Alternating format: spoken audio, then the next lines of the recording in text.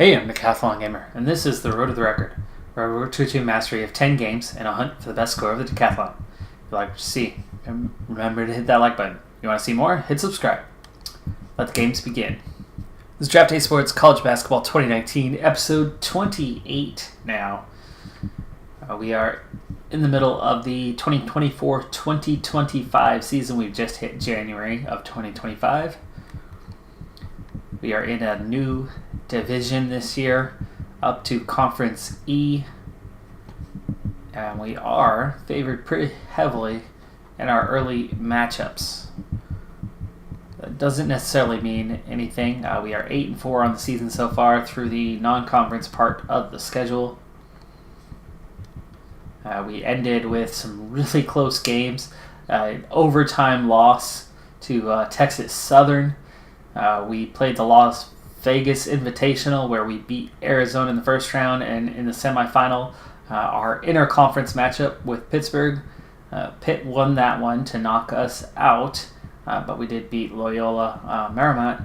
So a lot of tight contests. We're doing well, I suppose, at 8-4. RPI, though, just 73. This is not quite like last season. A little nervous heading into the conference schedule, and here's why. We look up and down the rankings. Colorado's 5-6. Hawaii is 4-7. That's it. Everybody else is 7-4 or better. So there are a lot of really good teams, and nothing further off than 9-3. Virginia, the real life national champion at 10-4 and ranked number 17 in the nation currently. So there's a lot of quality throughout the conference this season. So this is going to be super, super challenging. Now, one of the only things going for me is you kind of look up and down here, and most of these teams barely played on the road, and when they did, they struggled. Hawaii 0-5. But a lot of these guys are 1-3, 1-2, 0-2, and they just happen to win a lot of home games there. So that's encouraging for me. I was 5-3 at home, 3-1 on the road. And that's not looking so good, but we had a really tough schedule. So maybe we're still looking okay for this season. I definitely don't think we're going to face relegation of any sort. But I don't know if we're looking at a promotion again this season. And in Conference E, I mean, that would bump us up into the top 4 divisions, where we should really start to be competing at a higher national level than we have been so far. We've been good for this upper middle tier, kind of AKA mid-major level. But now we're starting to move into the big time, so we'll see what we can get done. Our opening game of the conference schedule is against Wichita State, which we are favored for this one. It is a road game, though.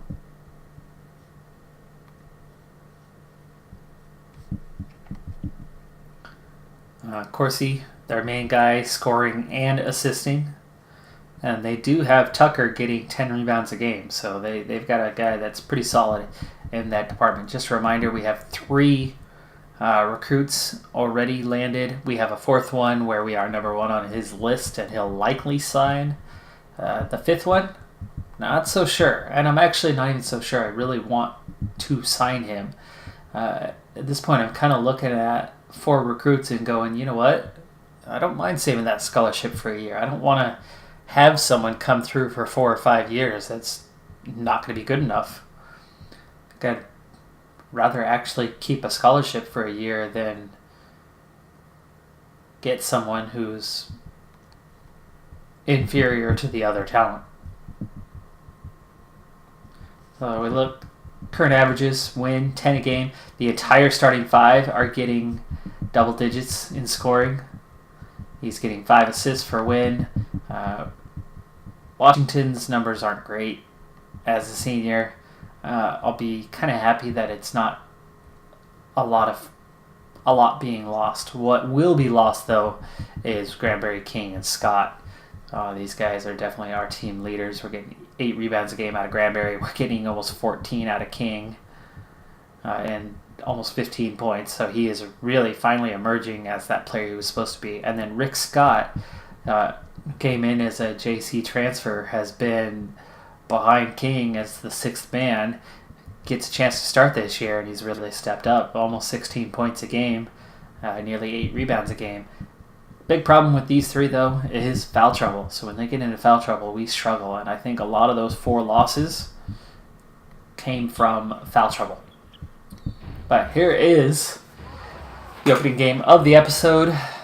We head to Wichita State, a team that no one knew who they were just a couple of years ago. But now, after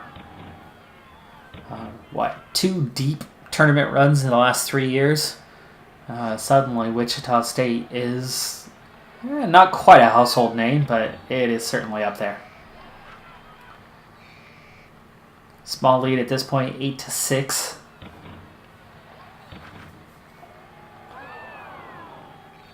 Chance here, yes, we double up their score. They have not scored in quite a while, and it's 14-6. We only have slight momentum, despite the fact that we have scored, we were on a 9-0 run before that bucket?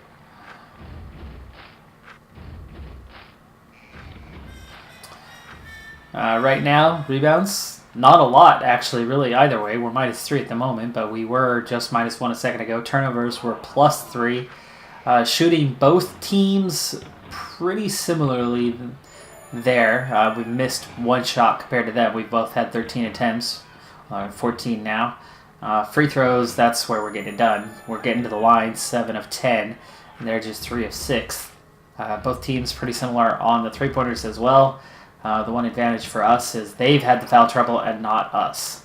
So they've already had 9 fouls for the half, and we've had just 4.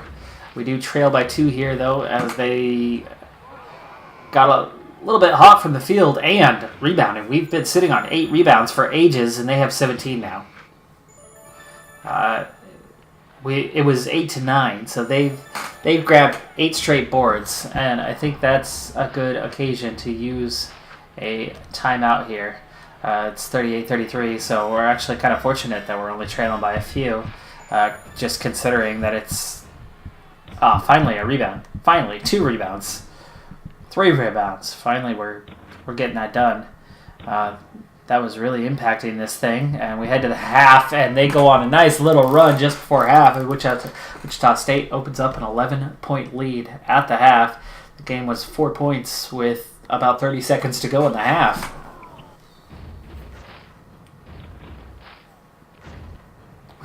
Two quick buckets by Wichita State to open the half, and they stretch that lead even further. They lead by 14 here.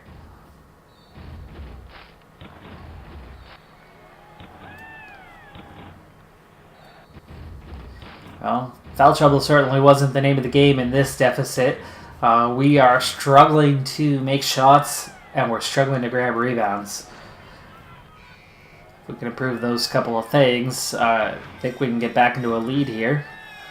We have cut the lead back down to single digits. At least we did for a moment. Quick glance at the players and how they're doing.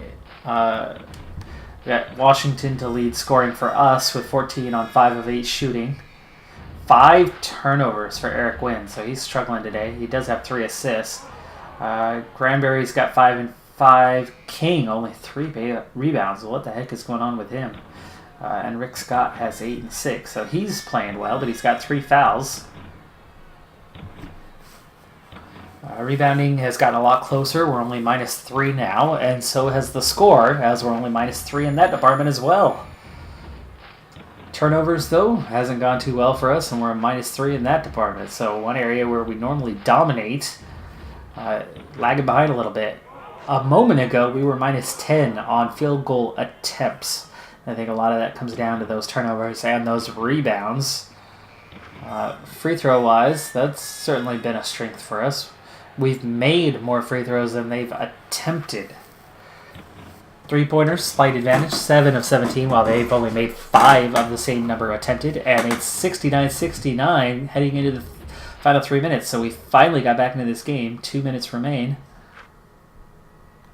We use that full timeout here, going into the last 2 minutes. Big moment. Oh, we turn it over on the inbounds, and then foul them to turn it into a 4-point lead. Free throws there, cut it back down to 2. They've got possession here, back on top. 3-pointer, no good. Offensive rebound, and then a foul, and they make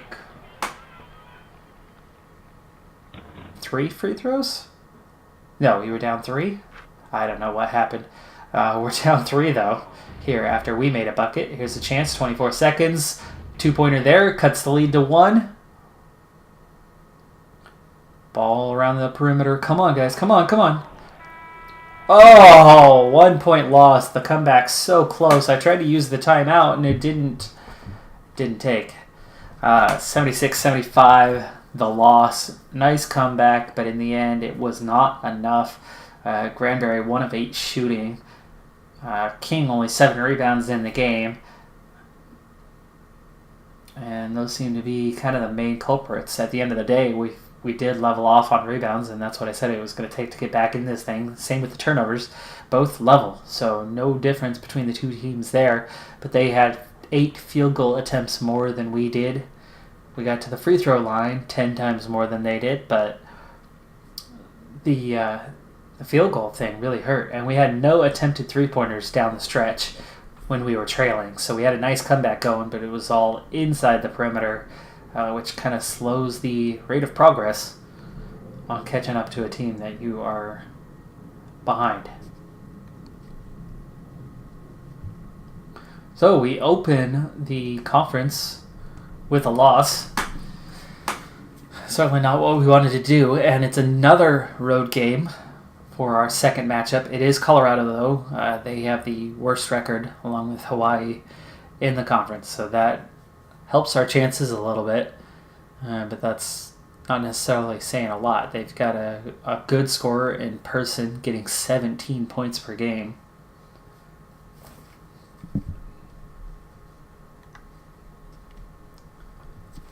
And that could be a lot to overcome. Rick Scott, that certainly hurt in that last game as he was in foul trouble most of it. Couldn't put up his normal numbers offensively.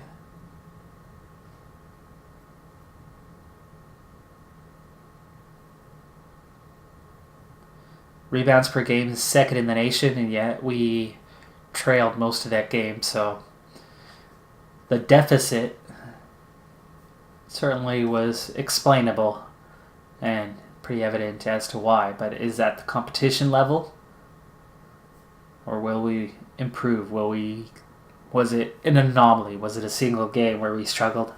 Not sure, but we do get the win against Colorado, so 9-5 on the season, 1-1 in conference. You have new.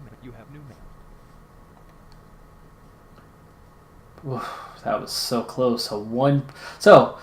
We open up the conference with back-to-back 1-point games.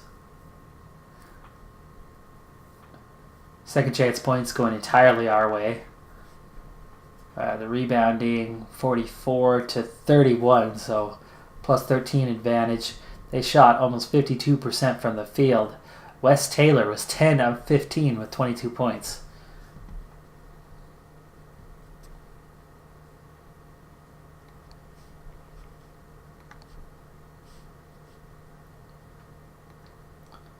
Okay, next up, my personal rival in real life, as I went to the University of Oregon.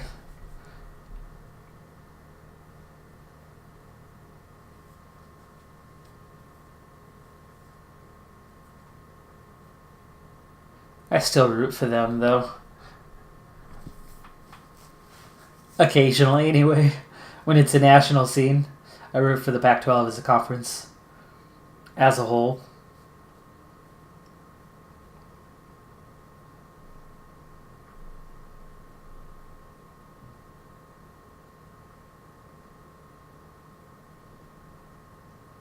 Rebounds per game now number 1 in the nation. Steals is 19th. Points up at 40th. So definitely offense is doing well, but defensively not getting the job done this year, which is really unusual because of how much better we are defensively. Is it the opponents, or is something not quite clicking on defense within the team? Not sure. But the Colorado? No. That was the second one. Who the heck did we just play?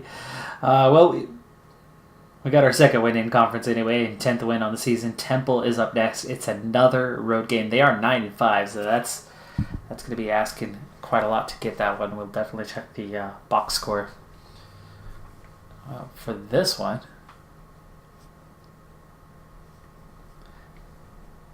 If we manage to get a win, our RPI should move up quite a bit.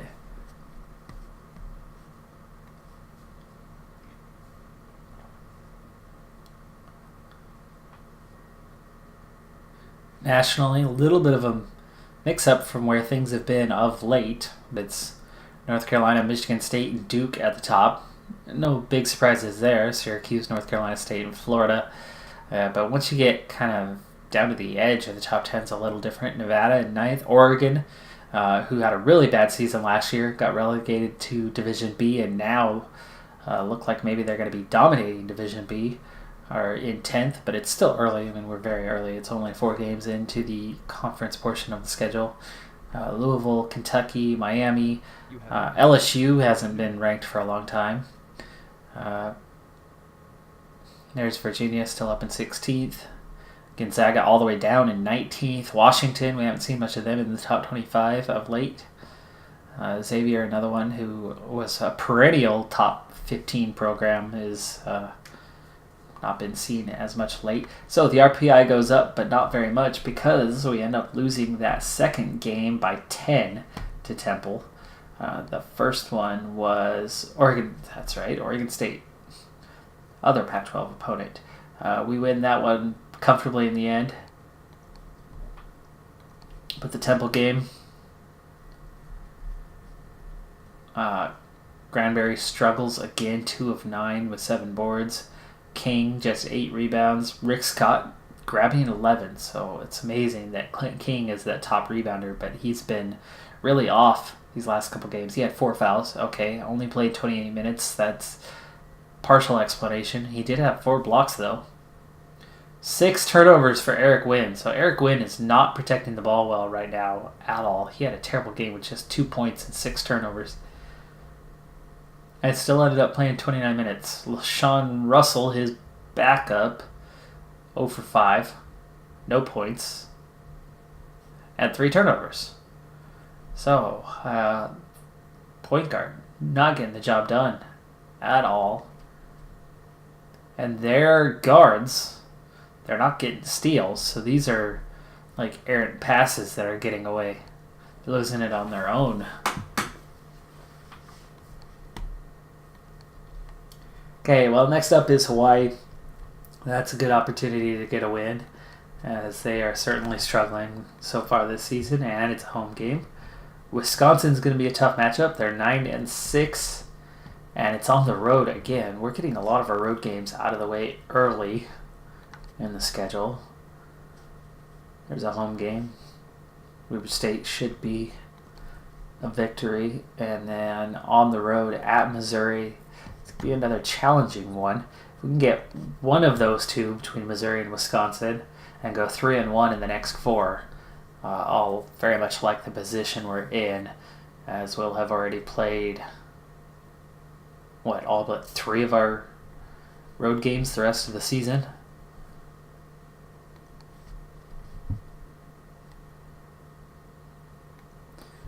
I'm not going to check the box score on Hawaii, but I'll check the score. So I'll go one day at a time here.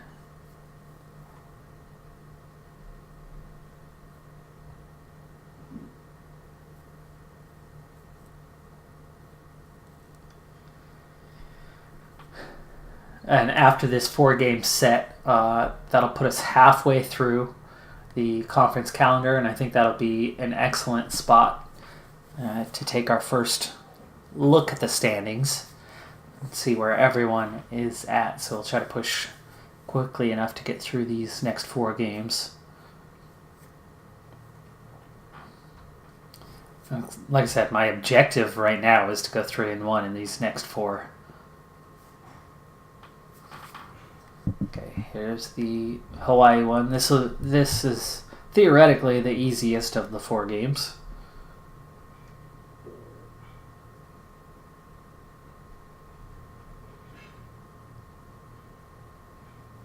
They've been down these last couple of seasons. I think we beat them non-conference wise a season or 2 ago. There you go, 76-51. So yeah, very comfortable win in the end. Road game, Wisconsin, 9-9 on the season. Nothing really jumping out. I mean, they're only getting 5.5 rebounds a game from their top rebounder, and they're only getting 11 points from their top scorer. He's also their best assist guy at under 4. So nothing statistically jumps out at you leadership-wise for Wisconsin. We were picked to win this game. The only downside is it's a road game, and any road game is going to be a challenge. So certainly not a given, but I would think of these 2 road games, this one on the surface might look the easier game. If we grab that win here, then that'll make life a lot easier, wouldn't it?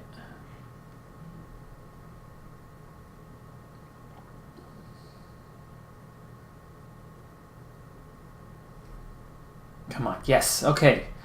Got the win. So 4-2 in conference now. 12-6 on the season. And we are conveniently consistent here where we're doubling up wins over losses. 8-4 regular season, 4-2 conference play. 14-point win there. So Weber State, better team than Wisconsin, 10-7, at least win-loss record. Stronger rebounder in Shelton. Marvel scoring much higher at 17 a game. Jones is 4.5 assists a game. So everything about this team suggests, and it's balanced, it's 3 different players producing those, that we're going to have a tougher challenge. But playing at home, I think our odds are just as good, if not better, than that last game. And if we get this one here, we're already guaranteed that 3-1 over this stretch. But I don't want to speak too soon because nothing's automatic. I don't have a great win-loss record at home this season. I have had 3 losses already at home, haven't I?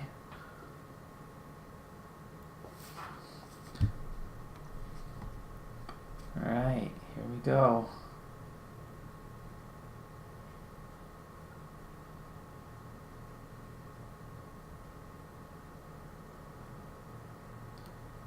What's it gonna be?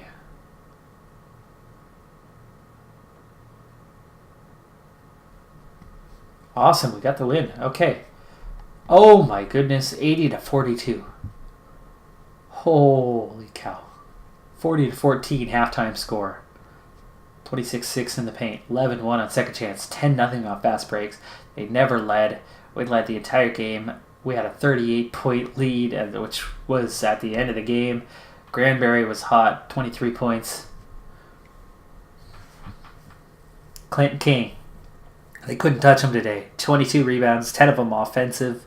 He was only 2 of 10 from the field and just 4 points.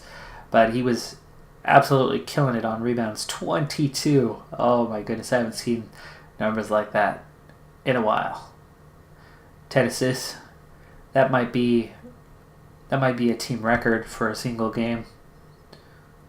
10 assists for Eric Wade, so that's huge for him. I haven't seen that either. We only shot 42% from the field, but they only shot 21. Oh, wow. Wow.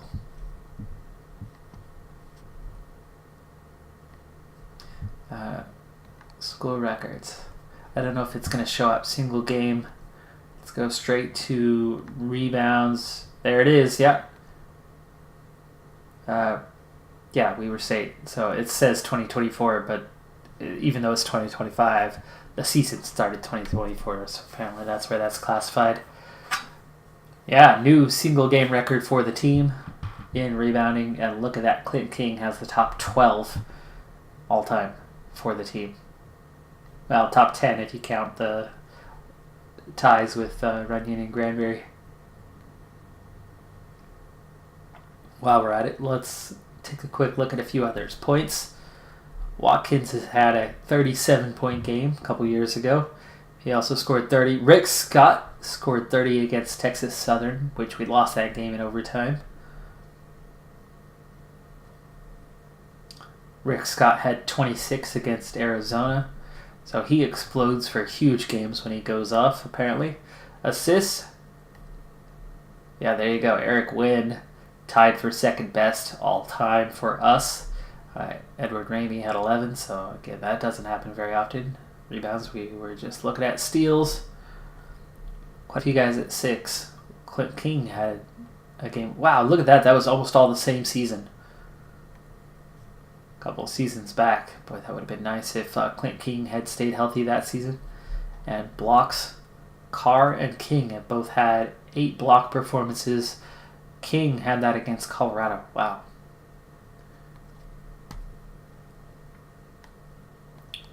Okay. Nope, we still have one more. Okay, I guess here we go. We'll check it now. 7 games into the conference schedule. Hawaii, Massachusetts, Wisconsin all at 1-6. Pittsburgh, who I struggled with earlier in the season, Weber State 2-5. Colorado, St. Joe's, Nebraska 3-4. Now we're starting to get into that divide, the higher end. Here I am, along with the Cavaliers and the Beavers, who I've already beaten 5-2, all of us. Xavier, Wichita State, who I lost to. That's one of my 2 losses. So okay, it's kind of nice to know that I'm just 1-1 against the other top 4 teams around me. So I still have Virginia and Xavier to deal with, plus probably a second game against the other 2. It would be from the first 6.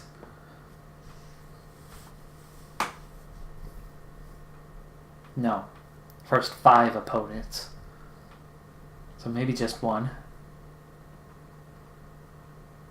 Not sure if Oregon State falls into that or not. I'd have to look closer at the schedule, but starting to look good. RPI is at 62. See, there's 3 teams in the top 15. Oregon State's just 178, so they've been a little fortunate. So I could expect them to maybe drop off, but then that means we have a 4-team battle, and I'm on the outside looking in for that one. Missouri 12-7. This was that challenging game coming up. They're not having that great of a season so far, so they apparently are beatable, but 6 rebounds a game from Jones. Crooks 4.5 assists. White over 17 points per game. It'll be difficult to contain him depending on who is guarding him.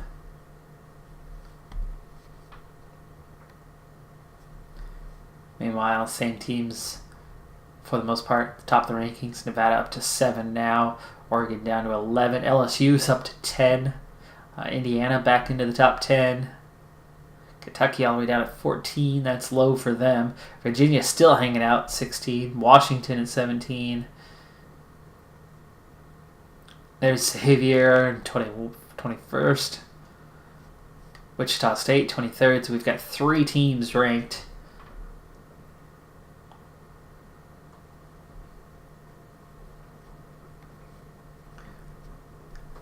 Now my goal was 3-1 in this stretch. Of course, it would be even better if we get 4-0, but this is going to be a difficult game here at Missouri. I think the scouting report did say that I was favored slightly. You have new man. And we do get the win. Some Conference E leaders, Clint King leading in blocks this year. It is Rick Scott who is second in steals. Clint King crushing it in rebounds, 3 higher than everybody else. You have new man.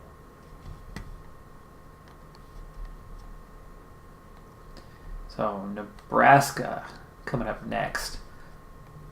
Heavily favored there. UMass after that. And remember, we're going to have a lot more home games and road games the rest of the way. UMass heavily favored, and that's one of those road games left on the schedule. Clint King quarterfinalist for the Norton Award. We'll see just how high he is in a little bit. St. Joe's, tougher matchup, but we are again favored. Here is Virginia coming up, and they are favored for this game. So we're going to be on the road. I think that's the main reason for them to be more than just slight favorites, but you can see they've got an advantage at center, even though Rick Scott's, 4 stars? And then both guard positions. And here we are. So Marquette's center leads the way. And Clint King is now number 8 in the rankings. Number 8. Preseason he was 19? So he's having a heck of a year, and it really shows. That is awesome.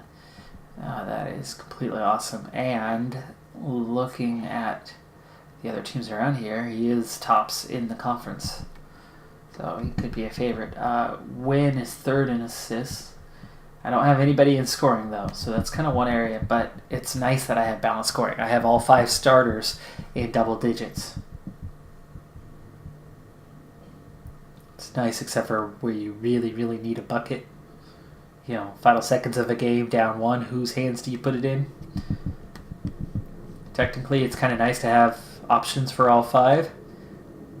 But at the same time, you kind of want somebody to put the ball in their hands and trust that they're going to get the job done. So that stretch goes perfect, 4-0. Halfway through the conference season, things are starting to look up. Plenty of work still to do.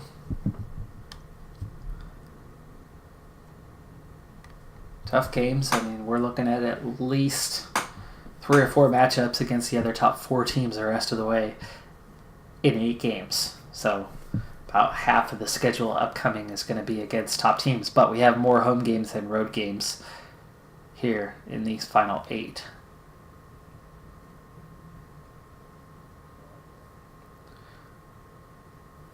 So in a way it's easier, in a way it's tougher. Probably balance out. If we go 6-2 through these last games, I definitely think we could be in the top 3. 12-4 record should be enough.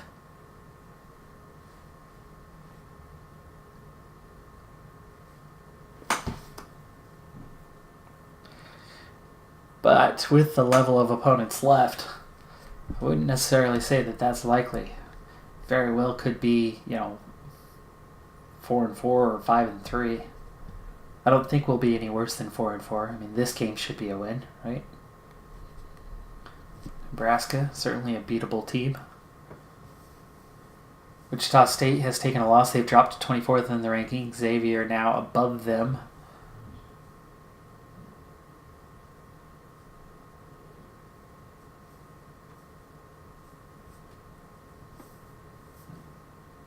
There you go. Okay, so that one's a win.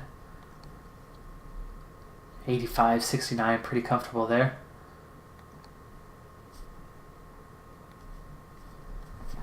UMass, who are at the bottom of the conference, so this is one of those remaining road games. I think we have 3 road games, 4 home games. I've kept track in my head well enough anyway. And this one is certainly a winnable game. Last I saw, UMass only had 1 conference win. We're looking likely to be relegated.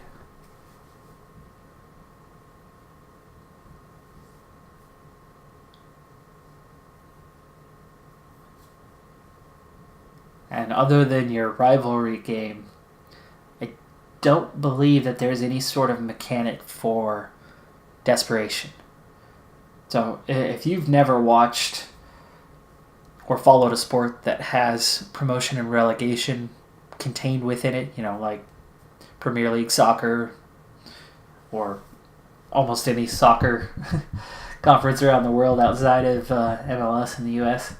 So UMass, again, good chance for a win. They're 10-10. But teams that are on the verge of relegation, playing desperate, playing like they have everything to lose because they do is very different than watching a lot of American sports, i.e., baseball, where teams will tank, or the NBA, where teams want that lottery draft pick, and they'll tank down the stretch, and they'll play the young guys, and they'll bench their better players, and cut their minutes, all of that kind of stuff. And that was a loss. So UMass wins 96-90. Let's see what. Oh, and overtime again. So another overtime game. That is 3 at least this season. Points in the paint were level, second chance points. We completely dominated that. I don't see how we lost this game, but it looks like it was tight throughout. 17 lead changes, 11 ties. Clint King had 29 points, but only 9 rebounds. Granberry, 7 points, 10 rebounds, so nobody had a double-double. Rick Scott had 22 points, just 7 rebounds.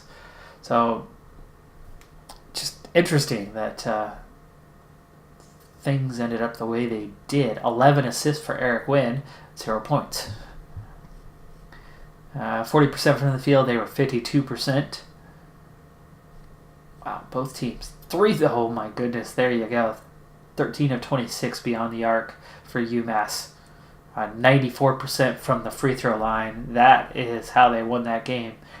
We were -1 on rebounds as well. So turnovers +9. That was good. But -1 on rebounds, and that insane shooting beyond the arc from UMass won them the game. So it was a road game, yes, but that was very much just about the most winnable road game within the conference this season for us, and we dropped that one, so that brings us down to 7-3. That puts a pretty hard hit in our promotion bid, as I wasn't thinking we were too likely this season anyway, but it was going to definitely take some road wins.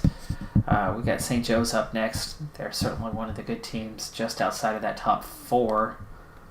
And then Wichita State and Pittsburgh coming up. Pittsburgh beat us earlier. They're only 13-10, but Wichita State. Ooh. Well, yeah, we already played them once, didn't we? Pittsburgh favorite there. Okay.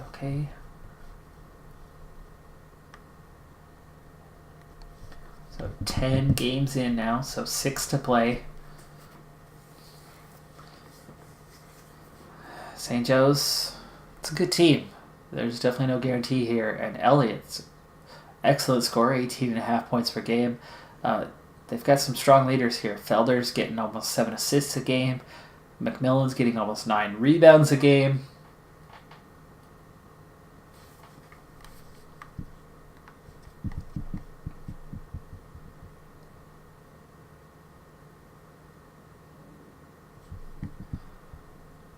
Nervous about this one. We're at home. We are favored, but I'm nervous about this one. Rightfully so.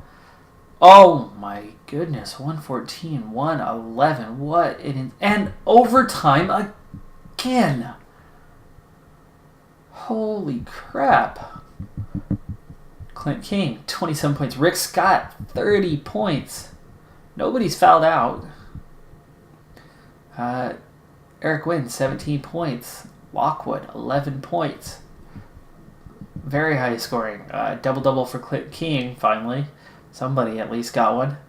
This time we shot 50% from the field. From 3. We shot 47% from the field. How did we lose this game? Plus 11 on rebounds. -10 on fouls. -2 on turnovers. I suppose you could say plus 10 on fouls. Advantage 10. Blocks hurt. They had 14 to our 5, but overall I do not see how we lost this game. Nothing jumps out as to a reason to have lost this game other than that they shot 52% from the field. But both teams shot well. Points in the paint. Well, that could be it right there. They certainly had a 12-point advantage there, didn't they? They led by as much as 16, but could not win the game.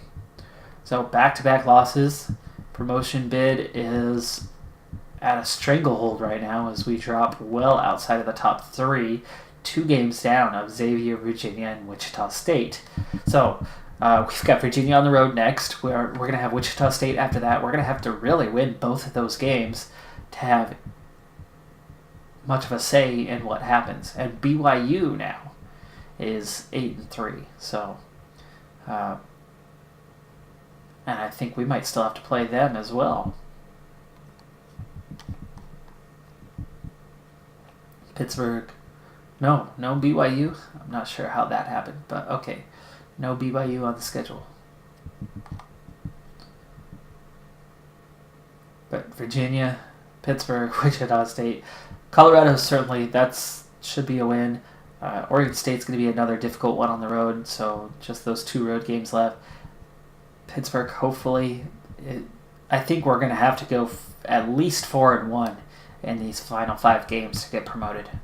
At least 4-1. So we have virtually no room for error now.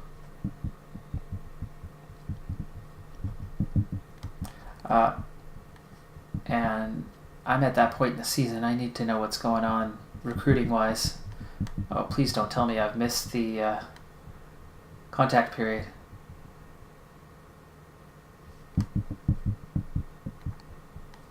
It's February. Key dates. Oh, okay, March 19th. It's in the middle of March. Okay. We've got time. I have $5 left, so I have no budget, so actually it doesn't even matter. Oh. Where did my call list go? I have no call list because I have no money left? Is that what you're telling me? There's fees to keep them on the call list?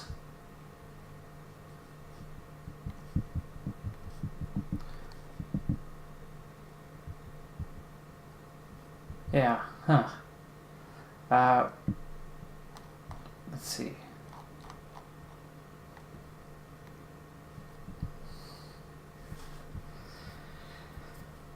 Let's see, everybody qualified. Walter, Kirkland have already signed. Webb has already signed. It's Barrett and Karstensen.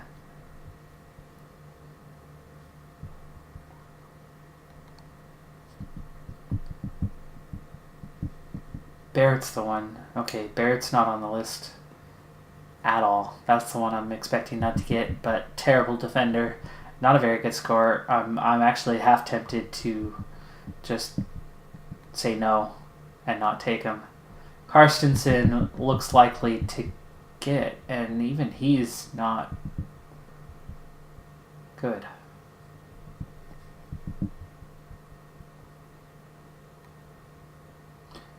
Tempted to keep both scholarships for a year. A good way to check whether I want to do that or not is we have a bunch of seniors. Yeah. One junior. So we'll have one senior next year is all. I wouldn't mind having 3 scholarships again next year. I might retract those guys and just take these 3. But what does that leave me with for shooting guard and small forward? Lockwood's good. Lockwood's hurt. Sore hand, 6 days. Okay. But I've seen Lockwood do well, haven't I? Yeah, 2.5 stars, 4.5 star potential. So he could play. But what about here? Emery, Thomas. 2.5 of 4.5 or 4. 2 of 4.5. So could play. I'll have Wynn and Russell, which means I would only be 3 deep here, but I do have Webb coming in, so I'd actually be 4 deep. That's enough. And I'll still be 2 deep here. And of course I'm getting my 3 guys on the way out here and 2 coming in, so I'll still have 5. I'll have a couple walk-ons. I'm gonna do that. I don't want these guys. They're not good. Barrett, Carstensen, they're not good. Revoke. This is the first time I've ever done this, but sorry, bud. You're not coming to our school. I'm gonna save these scholarships for somebody good enough to earn them.